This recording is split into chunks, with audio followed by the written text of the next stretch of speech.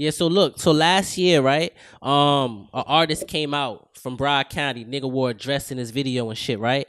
And you dropped a IG post about the shit. You feel me? You was feeling Yeah. some type of way. You know Yeah. what I mean? So like reiterate that shit. You know what I mean? I want to know like from your point of view, why did that shit piss you off in the first place? Yeah, I put that out only because he's representing Broward County. I think he also had put a video up one time saying he was the mayor of Broward County. I don't care what you claim. If you claim to be the king, mayor, president, governor, whatever, I don't give a shit. But if you saying Broward County and that's how you representing us, nah, that's a problem because we ain't on that shit. You know what I'm saying? You can go to Atlanta where that shit is common. we don't do that here. I didn't appreciate that. Yo, that shit had the internet going crazy. Niggas was mad and everything. You feel me? But I can understand everybody's point of view. You feel me? Yeah. So let's talk about that song "Give Up." You feel me? Because when I heard the song, I kind of thought you was talking about somebody. You feel me? Yeah. So like you here? Let's clear the air. You know what I mean? What was that song aimed at anybody in particular? Yeah, well, in the song, I believe I say, looking at the state of the game, the shit real tragic. Niggas wear dresses for attention and mentions, but to their music, don't nobody listen. Brad County ain't on that fuck shit. Come again. And yeah, I will talk about a particular rapper. I guess NewAgeJerkBoy.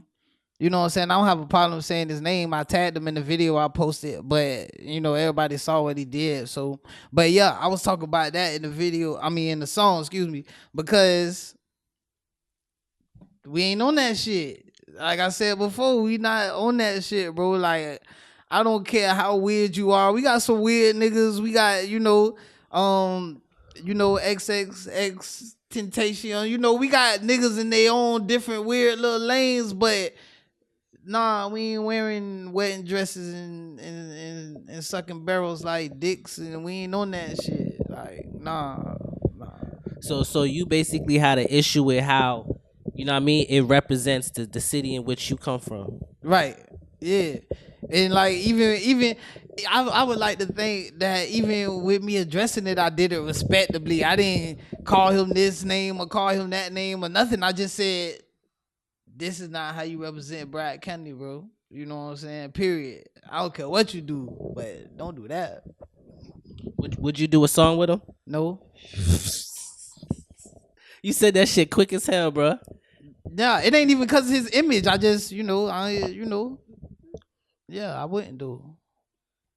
The other day, it was in the news. Drake came down, went to Miami, sprinkled some sauce, gave them kids a scholarship, did all type of shit. You know what I mean? What do you think about such a big artist like that? Just coming through a city and he showed love. You know what I mean? But what do you think about? Some people say he's a culture vulture. You know what I mean? I personally have my own thoughts about him, but from you as an artist yourself who loves this art, you know what I mean? You write all your music. You know what I mean? Like, what do you think about that? He's not from here, but he just came through, showed love, because he always talking about Miami and all this shit.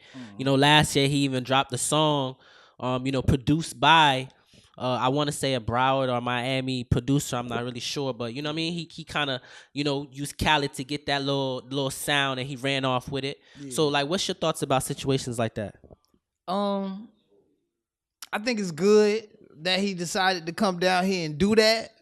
I personally would like to see more rappers who come down here and claim South Florida as their home and they like to do things down here, and I would like to see more of them give back to the community of South Florida. But at the same time, they don't have no schools in Toronto.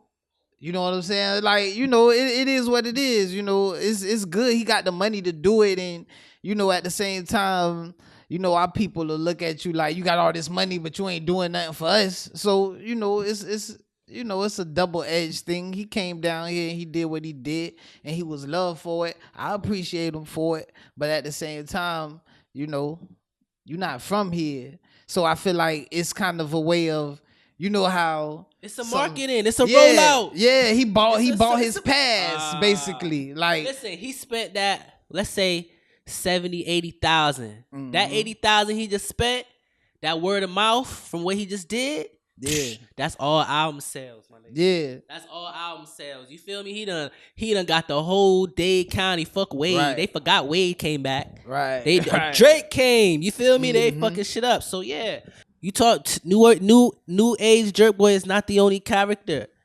You got Tekashi 6ix9ine, my G. Yeah, The nigga got rainbow teeth, rainbow hair. Yeah. You feel me? Like the shit is just total. It's just crazy, my G. 6ix9ine tatted on his face. Yeah. Like what the fuck does that represent? What does he represent? Is that hip hop? Can you say that's rap? Like that's the thing nowadays. Can you deny shit like that? He got how many songs on the Billboard? He got like 5 songs on the Billboard. 5? Oh, four songs. Let me say 4. I'm gonna be conservative. He got 4 songs on the Billboard, and they dropped 1 song yet. And the nigga looked like a bag of Skittles, my nigga.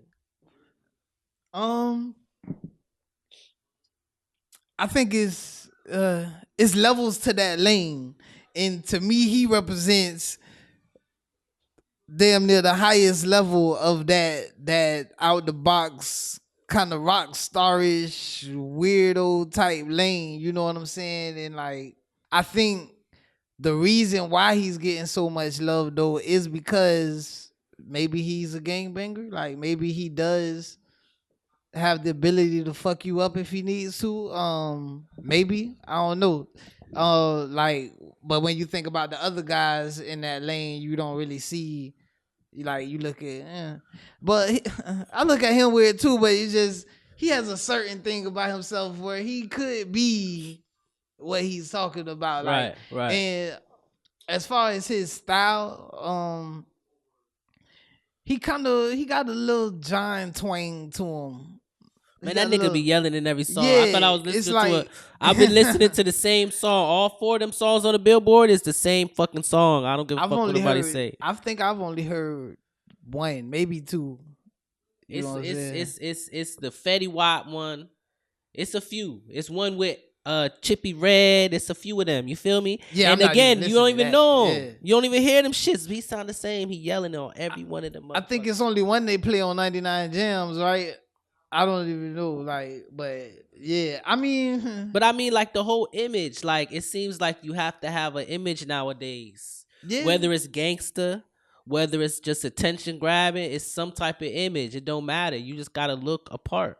Yeah, because we more visual based. Not only are we visual based, but our attention span is getting shorter. So it's like, in them 5 seconds to 15 seconds or 60 seconds that somebody looking at you on social media, you got to hit them in the face like hard. Yeah. You know what I'm saying? And yeah, like he's definitely mastered that part of it. Just the visual presentation, because whether you like it or not, you gonna talk about it. Like, you know what I'm saying? You either gonna be like, oh shit, I like how you did that, or you gonna be like, you see this fuck nigga with rainbow, but you talking about it. You know what I'm saying? Yeah. So, and like I said though, eventually the music is gonna speak. So unless people really end up fucking with his music, he'll be like them other artists on the XXL cover. Yeah. I mean, that's the type of shit XXL gonna be looking like, bro. XXL gonna look like motherfucking, it's gonna be crazy this year because it's gonna be a whole bunch of motherfuckers that people maybe heard of, but it's just so unorthodox. Yeah. I personally don't even care about XXL because it's like the staff is just a bunch of motherfuckers that really don't give a, they on some other shit, right? Yeah. But when you really in tune to the culture, it's like, man, them niggas is weirdos. Like a lot of them niggas is weirdos. You know what I mean? But off 6ix9ine. Let's get back local. You know what I mean? The other day, Kodak Black, you feel me, got locked up. Was on live. Like how many times have we talked about this shit? This whole going on live and not being on camera and all that shit. How many times do we talk about this shit a day? And one of the most popular rappers from right here, South Florida, goes to jail from a fucking Instagram live video, allegedly. Yeah. You know what I mean? What you think about that, bro? Well, first and foremost, I want to say something that New York niggas been telling y'all for years. the hip hop police are real. You know what I'm saying? The hip hop police is real. New York artists been trying to tell y'all motherfuckers this forever. You know what I'm saying? While we talk about Kodak Black, we gotta talk about Free L Snappo. Free L Snappo, you know what I mean? Young nigga went to jail off of some shit that they looking at on social media. Some hip hop police shit. Right. And people think it's a joke. Like, as an artist, you making this money, you getting this following, you becoming the voice of the people, you becoming the leader to these people. You think they want you out here talking to them? You know what I'm saying? Like, it's all good when you talking that gangster shit, but what if you tell them, let's get together? You know what I'm saying? Let's overturn the system or some shit. You know what I'm saying? You telling them some positive shit to get them in line and keep them from doing what they want us to do in the first place. When you start talking like that, then it's a problem. So they trying to eliminate the problem before it can even get there. You know what I'm saying? And I mean, at the same time too, they gotta, you know, they just gotta learn how to move smarter. You gotta understand these is young niggas. They coming from, you know, the ones that's really from the street. They coming from a street culture and they getting a lot of money. It's hard for them to really know how to take that responsibly. You know what I'm saying? So it's like, you know, a few years ago, he could do that and when nobody cared. But now it's like, nah, your situation is different. You know, you just got to move smarter. You know what I'm saying? Man, hopefully he learned his lesson. Man, the shit crazy. Like, come on, man. I mean, yes, you are. It's true. You know what I mean? You young. You getting that guap. All that. But it got to be somebody around you at all times. Even, it don't matter who you are. Yeah. You could be smart. You could be rich. You could be poor. Somebody. You got to surround yourself with somebody that's just going to tap you and be like, hey, bro. Hey. You feel me? And that's the one thing that I felt is missing. Because that shit right there definitely shouldn't have motherfucking happened. To be honest, it shouldn't have happened. That easy. Yeah, especially after all the other times he done been in and out. So he done been in and out so many times. It's like, yeah. But I want to say you never know, but it's like at the same time, I feel like, you know, because he's with Atlantic. I feel like sometimes they may make it seem like we need you to keep doing that type of shit. You know what I'm saying? To stay relevant. Right. You know, and it's like, no offense to any of the organization, you know what I'm saying? Anybody that's personal, on a personal level with Kodak, no disrespect. It's just like, but when I look at certain pictures, I see nothing but white people. And I know he wasn't hanging with white people before the deal.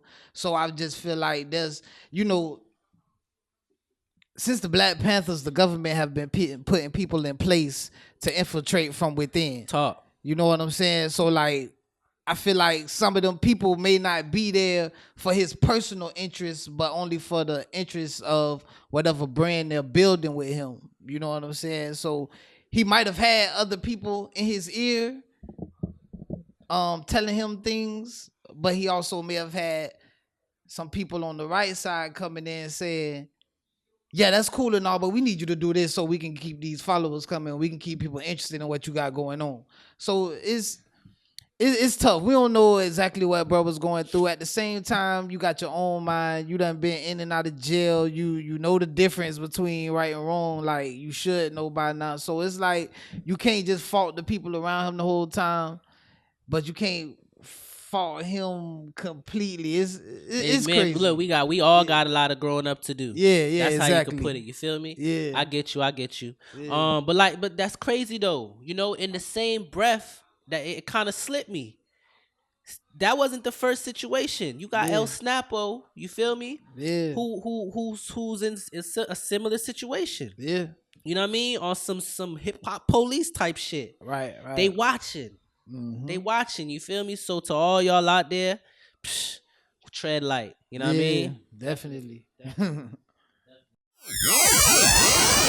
Thank you for listening to FamousB4TheFame Podcast. I really appreciate it. Check this out. I'm going to keep doing my job, which is continue to deliver dope content. What I need from you in return don't even cost $1. If you really like this episode and want to hear more, make sure you follow us on SoundCloud, iTunes, Stitcher, and watch us on YouTube so you never miss another episode. Like, subscribe, review, retweet, and share. Again, I am Supa Sean, and this is FamousB4TheFame.com.